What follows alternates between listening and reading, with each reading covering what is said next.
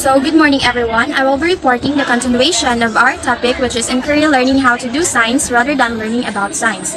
So, my part is about the science process skills. So, science process skills are the abilities used by the scientists during work.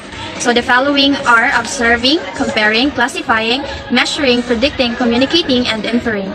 So, observing, comparing, classifying, measuring, and predicting was already discussed during the last meeting, so I will just give a short recap. Observing is using your senses to gather information about an object. It is a description of what was actually perceived. So comparing was the word, from the word itself, compare. It is a comparison of two or more objects. Classifying is grouping or ordering objects into categories based on its characteristics. Measuring, so from the word itself, measure, it uses estimation and measurement to describe a specific object. So this information considered a quantitative data. Predicting is guessing the outcome of future events based upon a pattern of evidence. So now I will be discussing the communicating and inferring. Communicating is when using words, symbols to describe an object and actions. So an example of communicating is describing the change happens during an experimentation. Lastly is inferring. Inferring is making an educated guess about an object. Inferring is the interpretation or the explanation of an observation. Moving to the next slide is the science classroom needs to be an active classroom. So in order for you to have an active classroom, first is give opportunity for the child to think. For example, you are doing an experiment. Make them feel that they are scientists for them to perform and learn. Next is give them meaningful and challenging tasks. So as what I have said, if you let your student perform, it will remain in their minds. Lastly is engage and help the child to learn something new for themselves. So, as a teacher, don't stick in one activity. Engage them on something they will learn and discover new. So that would be all for my part. Thank you for listening.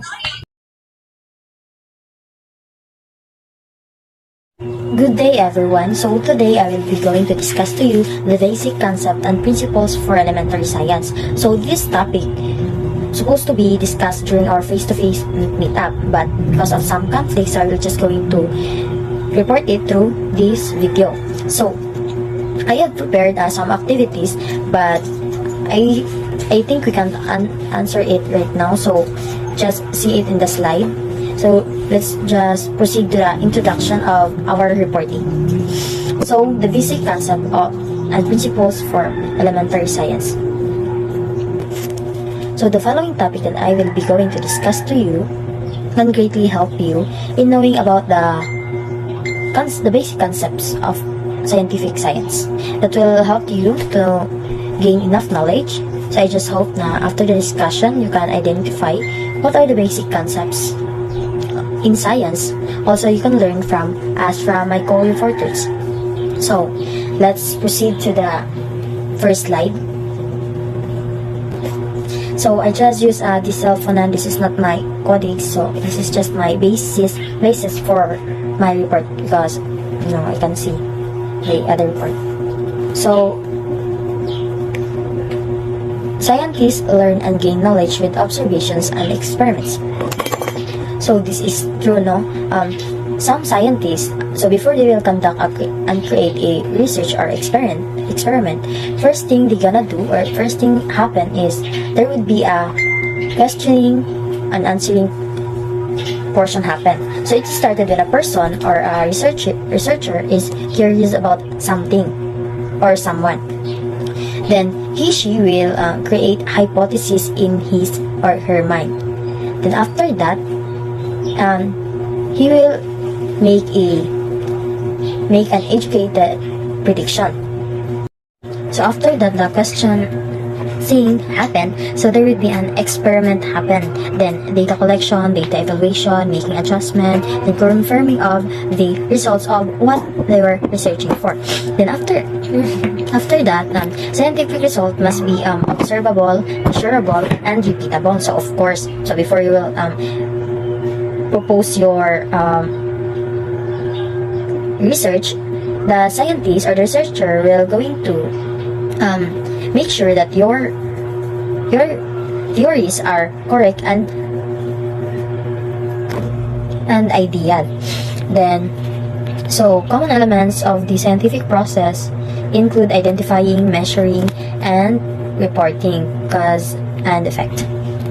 So, as a researcher na, you can proceed to the highest level if you are not going to, of course, first thing they're gonna do is to study your theories if that theories have basis or evidence, as well as then if they will measure if your report is have evidence, the cause and effect of that thing, why that exists or why you propose that research. Then, because it eliminates personal biases and can change what others decide to believe according to the Science Integration Institute website. So if you have enough evidence in your research, so you can convince your audience to believe in you or to believe what you believe in. But they will not believe you if you have enough evidence. So of course you'll do the research and provide evidences. So let's proceed to the second slide, organization and systems. So organization, objects, and phenomena into a logical order helps individuals understand a subject complexity or place in a range of hierarchies. So not just in science, no, also in school, we usually organize some things to make us identify easily the identification of each item. So in science, they arrange it logically. So for example, plants. So plants consist of roots, stem, or etc. Then other animals. The animals, the herbivore, carnivore, or other what kinds of animals. Then organized by kingdom, phylum, class, order, or family, genus, and species. Scientists also organize various components into systems. A solar system, for instance, contains a sun, planet, moon, dwarf planets, and comets. So, if you're a teacher, so, of course, dapat organize all your topics to your children para they can learn fast in an easiest and a perfect way. So, example, for today, you are going to discuss about the plants. Then another day, you're going to discuss about the animals. Then next thing is about the solar system. So by that way, they can learn accordingly and in a perfect way. So I think that's all in my report. So the next reporter or my co-reporter will discuss to you the other concept of the basic science in elementary. So goodbye everyone. So let's proceed to the next report. Thank you. Once again, good morning to all of us. I am Riabel Tilimpag and I will be continuing our report. So let's move on to variation, change, and diversity. So when we say variation, it is a change or difference in condition, level, or amount.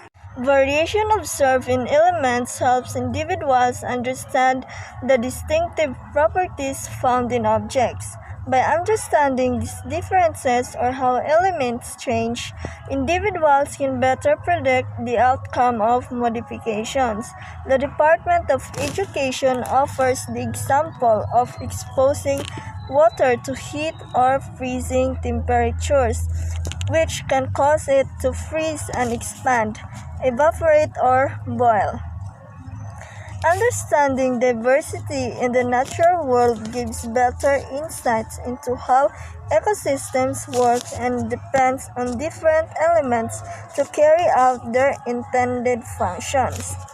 For example, water in an ecosystem provides a natural habitat for aquatic animals, acts as a source of hydration for others, and provide nutrients to plants. Warm water in springs can serve as a refuge for animals live in cold places like the Japanese macaques. In its frozen time, water is a habitat for animals like polar bears or those that use snow as a camouflage from predators like willow ptarmigans. So let's move on to scale. The use of scale quantifies measurable items. Each type of scale has its own respective units of measurement. Thermometers, for examples, measure temperatures using the Fahrenheit, Celsius, or Kelvin scales. Rulers indicate the size of an object using the metric scale or US customary units, like inches. Scientists use relative scale to help others understand a concept related to size and maintain the proportions in question. Says a scale, it is an instrument or machine used for weighing. So, an example of relative scale is an astronomer using large beach ball to represent the sun and several balls for various sizes for planets. By placing the smaller balls around the large beach ball, the scientist demonstrates the size of the planets in relation to the sun and indicates their positions in the solar system.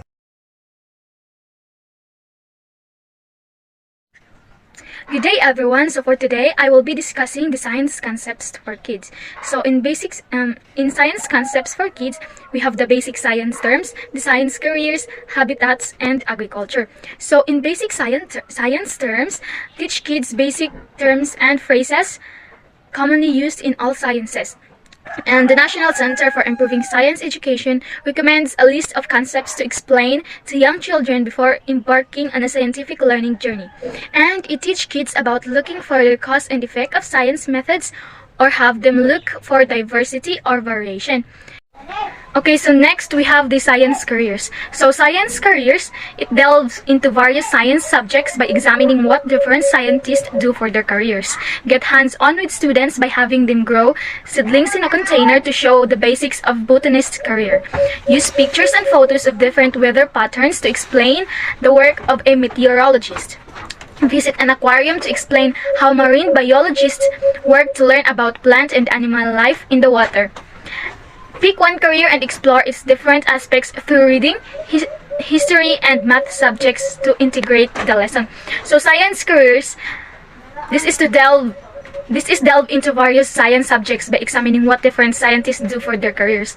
So ito yung nag-i-examine kung itong science careers, this is a kind of subject na nag-i-examine kung ano ba talaga yung different scientist careers.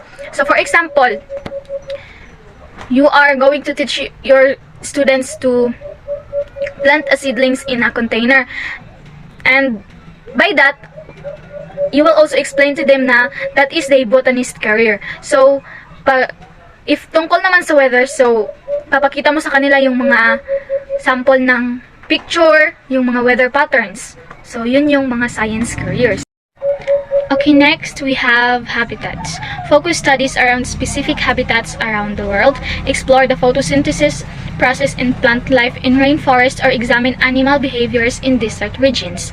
Create a lesson comparing and contrasting the different species of birds, amphibians, or mammals. Assign each child a region of one habitat to explore on their own to learn more about nature.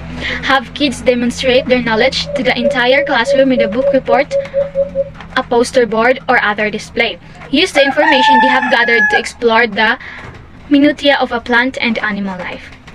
Okay, so habitats, it is part of the scientific basic science concepts for kids, because as long as kapag tinuturo mo sa kanila about habitats, lalaman nila kung ano ba talaga ang habitats.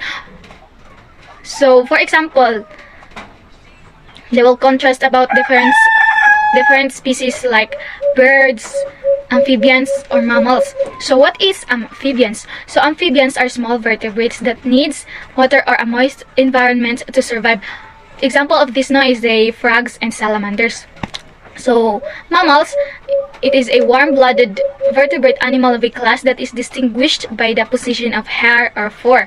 For example, is the cats, monkeys, apes, and also humans. So, we humans are example of mammals too. So, that's all for habitats. Okay, so lastly, we have the agriculture. So agriculture, it talk about agricultural science with kids, create lessons that show the cycle of growing crops, and compare the various growth stages. Work with kids to research the definition of pesticides and how they protect crops. Use examples of every food such as corn, soybeans, and rice to examine the stages of farming production. Get into the details of which vitamins, minerals, and fibers make up plants. So agriculture, so it talks about agricultural science with kids. So as a science teacher for kids, you must teach them you must show them the cycle of growing crops. So for example, magdadala ka ng crops doon sa school mo, and ipapakita mo sa mga students mo on how you plant those crops, and you will explain to them the various growth stages of that crops. And also, you can use examples of foods such as corn, soybeans, and rice to also examine the farming production. And you will also teach them the definition of the pesticides to protect the crops. So that's all. I hope you understand my topic. So the principles of teaching science. So there are principles in teaching sciences in elementary. So these principles, this will serve as the fundamental truth that serves as the foundation in teaching.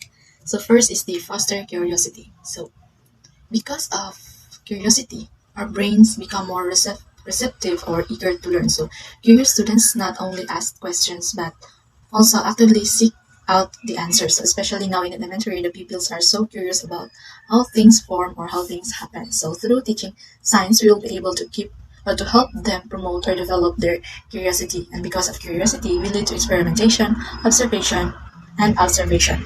So the second is have fun. So yes, science should be engaging and fun because there are some students na easily makalearn from that certain lesson if na-involve sila or na-experience nila personally. And mas ma-retain sa ilang mind ang learning. And the more fun ang learning, the bigger ang possibility na ay ma-learn si student. So the third one is to promote thought and deeper thinking. So through science, you will be able to promote deeper thinking, especially when there is an activity or observation. They use their mind to think and analyze about the observation that will develop their critical thinking that will help them to have a deeper knowledge about something. And the other principle is get outside. So getting outside, so there are some outdoor activity that the teacher must do in a class. So na dapat related pa rin sa topic niya. This will also help the pupils and they will become more interested about the topic because diba, there are pupils na gustong-gusto ng outdoor activities because they love sunshine or sun exposure. And also, it is important to have an activity na need getting outside because this will promote a sense of self-discipline or confidence, independence, like that. So the other principle is be scientific. So the teachers must teach based on verifiable or kumbaga based on observation or experience rather than a theory or kumbaga empirical. So since science is evidence-based, so dapat in teaching science will not dapat kumbaga tanaon lang, but we must be scientific. We must do a certain activity or observation to get a reliable or fact answer or conclusion about something. And they inspire. So teaching science will also help the pupils to be inspired. That will help them or that will lead to strive hard or like kasi pag ang student